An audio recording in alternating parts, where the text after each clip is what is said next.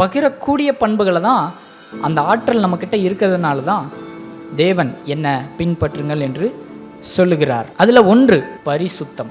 இந்த பரிசுத்தம் என்ற வார்த்தை 2 விதமாக பைபிளில் பயன்படுத்தப்பட்டிருக்கு. நல்லா புரிஞ்சுக்கணும். பரிசுத்தம் அப்படின்றது முதலாவது அந்த அர்த்தம் என்னன்னா, தேவனுடைய தன்மை.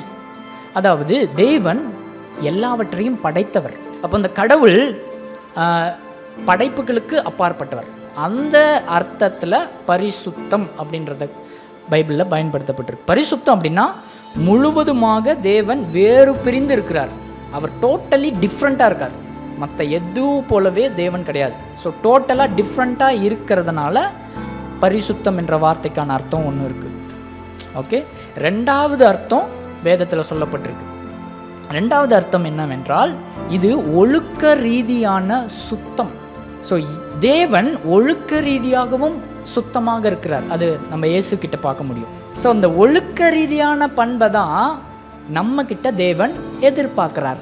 இந்த விஷயத்தை மையமாக வச்சு தான் பேதுரு எழுதுறாரு, நான் பரிசுத்தர் ஆகையால் நீங்களும் பரிசுத்தராய் இருங்கள்.